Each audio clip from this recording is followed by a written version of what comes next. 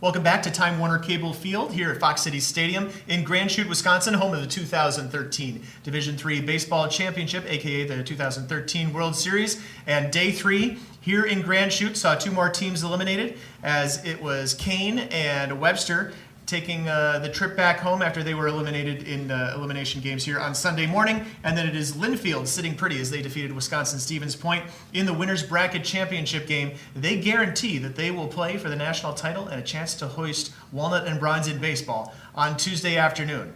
Of course, this is Sunday night. We wrap up Sunday. I'm Pat Coleman, and this is Jim Dixon for D3Baseball.com. And on a day in which Webster, again, takes the trip home, a team that finishes 1-2 at the championships for the second consecutive year. But for Webster, you're going to think about where this program has come from, the conference that they come out of. For the SLIAC to have a national contender in any sport is pretty rare. And here in baseball, Webster's gotten to the championship round 2 years in a row. Webster really has proved that they belong. When you look at the season they had, knocking off number 1 teams, knocking off number 2 teams, Webster really is a giant killer. And they may come from a conference that is not as competitive in baseball, but Webster certainly is a competitive team on the national stage. So Southern Maine jumped out to a 2-0 lead in the top of the third. Webster came back and answered with 2 runs in the bottom half of the third inning. Game tied at the end of 5, but it didn't stay that way for long. No, it didn't. It's in the 6th inning with the game 2-2. John Carey came up and hit a leadoff home run, and that really set the tone.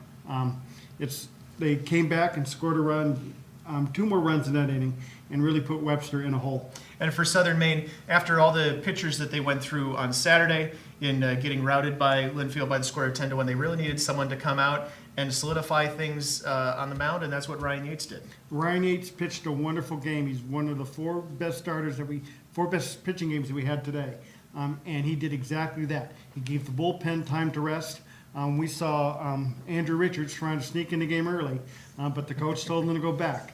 But when Richards had the time to come in, he certainly was able to sit there and keep the Webster Gorlocks off the base pass. Yeah, Richards comes in. He's the guy with the rubber arm. He threw the final 3 innings for the save. His third with the win. Yates improves to 7-1, and Cody Haffley threw 5 1/3 innings, gave up 7 hits, walked 3, and gave up 5 runs all earned. In taking the loss, he falls to 7-3. Final score: Southern Maine survives. They defeat Webster by the score of 7-2. Our other elimination game on Sunday saw Ithaca defeat Kane by the score of 3-1. Ithaca, again, they jumped out early. They scored 2 runs in the bottom half of the first inning.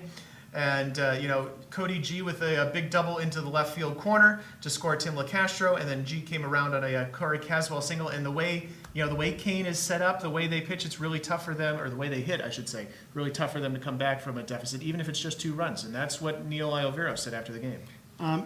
Kane doesn't score a lot of runs, and they need to keep the game close. And they were unable to do that, allowing those 2 runs. And then they got further behind. So they kept pressing and pressing. But I don't think that we've seen the last of Kane. They got 30 players coming back next year, and they're going to be a strong contender for a return trip to Appleton. For Ithaca, I think the big pitching performance, obviously, by Jasper Adams is a key to this game. He's a guy who had Tommy John surgery in October of 2011, missed the entire 2012 season, would have been, according to Coach George Valicente, would have been his number 1 starter if he'd been available and had been healthy.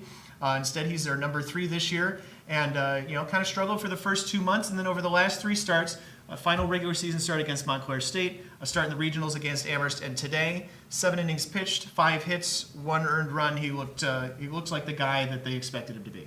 It really is a nice luxury to be able to pull out a pitcher that's capable of being your number 1 ace, to sit there and come out and put him in the 3rd game and get him into Monday afternoon. So Ithaca as well as Southern Maine, if either of them need to win or going to win the national championship, they need to win 3 games, and we'll talk a little bit about that and the way the rest of the bracket sets up in just a moment. But we have to get to our final game of the night on Sunday night, the game in which Linfield Stevens Point. They scored 5 runs in the 7th and 8th innings, 2 in the 7th, 3 in the 8th. To defeat the Pointers by the score of 5-3. And, just in case you had any thought that Wisconsin Stevens Point might come back, score 3 runs in the top of the 9th to win, or 2 in the top of the 9th to tie, here comes Chris Hadelin, the pitcher of the year, out of the bullpen. It was a smart move to sit there and lock the game down. But I think that this was the best game of the day. Both teams played well. They pitched well, and unfortunately for the Stevens Point hometown crowd, big crowd, it was the Wildcats that came through and made into the championship title game. For the Pointers, and this is in front of a crowd, an announced crowd of 2,586, big crowd here on hand in Grand Chute, and they went with a freshman, Ben Messenger, got the start, 7 innings, 3 runs all earned, came out with the lead, and then Tyler Flood, the reliever, came in and wasn't able to lock it down. Tyler Flood has been excellent in the regionals, and he worked a couple innings earlier. So Tyler Flood is the pitcher that I would have gone to also. It was a good choice for Coach Bloom. But, Webster Linfield had the momentum going on our side. And when you looked in the dugout in the 8th and 9th innings, those Wildcats were certainly wild. We talk back to the top of the first inning in this game.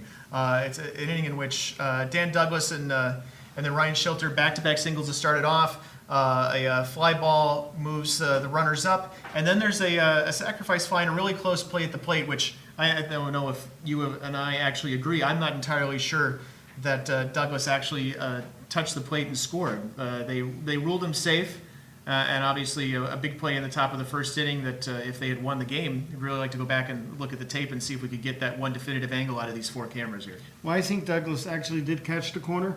But I think that when you look at the inability of the Stevens Point Pointers to sit there and score more runs in those early innings, you really got to credit a gutsy performance for Zach Brandon for Linfield. Yeah, in fact, Stevens Point had runners in scoring position in the 3rd and unable to do anything with it there as well. It wasn't until the top of the 7th Stevens Point broke through with another pair of runs. And made it a 3-0 game, and then Linfield started its comeback in the bottom half of the inning. They really did, and I think that the players were sitting there. They knew that at some point they were going to score runs, and once they started finding pitches that they could hit, they started driving them. Linfield comes up in the bottom of the 8th, trailing by the score of 3-2. The inning starts off with a Michael Hopp hit by pitch, and then Tim Wilson just lashes a triple to bring him around. After an out, they intentionally walk Nick Fisher, then Jake Wiley with a sacrifice fly, and Kramer Lindell with a single to bring around to bring in the insurance run to make it 5-3. It was a good move to intentionally walk Fisher to get the Wiley, who hasn't been running very well, and he's been slated for the DH slot instead of in his usual outfield slot. But you get the sacrifice fly. He doesn't have to run. He's out, and the run scores. Yeah, and a great throw, but unfortunately Ryan Schilter, the catcher, unable to hold on to the ball, and it allowed the tying run to slide in safely, and the go-ahead run, I should say, and tacked on the extra run to make it 5-3. Zach Brandon went 7 innings, gave up 9 hits and a walk. It allowed 3 runs for Linfield. It was Garrett Spire out of the bullpen. He pitched the 8th. He was the pitcher of record, got the W. Chris Haddon, as we mentioned, with the save. His second in the postseason, the other coming in the regionals.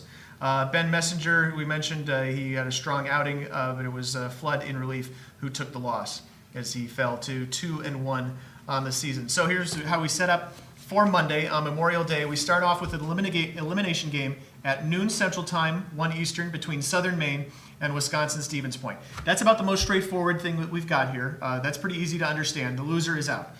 Second game is the so-called throwaway game. This is the game in which Linfield cannot be eliminated, but Ithaca can be. So if Ithaca wins that game, then Ithaca comes back on Tuesday morning and plays the Stevens Point Southern Maine winner. And then the winner of that game plays Linfield on Tuesday afternoon in a single winner-take-all game, because Linfield would have lost that game on Monday afternoon. Now, say Linfield defeats Ithaca on Monday afternoon. That means that Linfield comes back on Tuesday and faces the winner of Stevens Point and Southern Maine. And Linfield just needs to win one, and obviously the winner coming out of the losers bracket has to win twice, just like any other double elimination tournament. We caught up with Scott Brocious, the Linfield head coach, after the game.